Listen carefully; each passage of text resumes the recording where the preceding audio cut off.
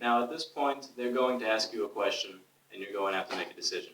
They're going to go, so, what was it that was wrong? What happened? Now, my personal set of morals and ethics is such that I believe in lying at some times and not at others. Let me explain. I believe that if you're lying to either make more money or avoid accountability, that is dead wrong and morally bankrupt. And the same thing with accountability. If you say, I didn't break this, but I'm fixing it for free, meaning you're taking financial accountability for it, you're just not admitting it. I'm not going to say that it's right, but that is, it's not as bad as the place that's just going to say, well, this was also wrong and I can do that for 20 bucks. If you broke something and you take financial accountability for it, that's a step in the right direction. Now, again, if you admit that you did everything wrong, and the reason I was saying not to admit that you had broken something on the phone before you even know that you broke it, is because the second you lose the trust of the client, as I said, you are screwed. This business is, again, 10% soldering iron, 90% psychology. The second that you say that you broke something and they accused you of something, and now they're right and you were wrong about it, you're screwed. Because everything that happens going forward is going to be your fault.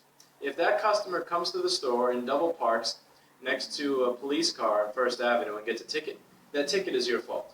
If you say that the sky is blue and they say it's red, well, that guy didn't even plug my antenna in and he ripped my PowerFlex cable. What kind of moron is he? You are going to be responsible for everything.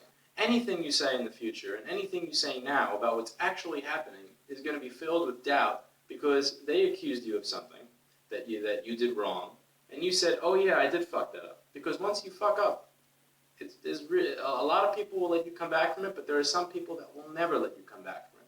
You could tell somebody that the touchscreen and the glass are actually one part, not two separate parts. And if they don't trust you because of this one thing, then it doesn't matter how much you show them. You could show them this piece in your hand and say, this is one piece, and they will tell you, no, it is two, when it is one physical piece, because that is how much they don't trust you.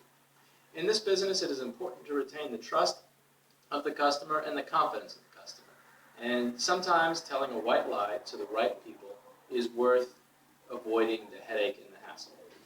It can be the difference between somebody leaving a 5-star review and saying, my phone had this thing wrong with it as well, and they fixed it for free. 5-star versus, oh, you mean, yeah, I had to come back to this place because that fucking idiot didn't even rip this thing, and he almost ruined my entire phone. It's the difference between one or the other.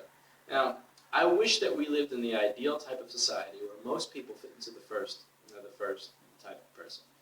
But unfortunately, there are a lot of people who fit into the second type of person, who are piranhas who will prey at any sign of fear, uncertainty, or doubt on behalf of the technician.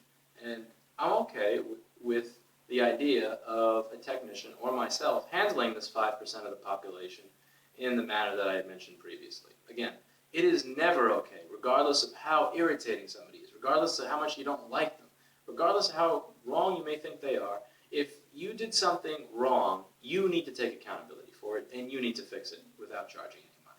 It is your responsibility. If you have to replace that phone or that laptop or whatever it is, then you have to do it, if you know that you broke it. However, it is okay, in my personal opinion, to tell a white lie to prevent this from becoming a huge problem.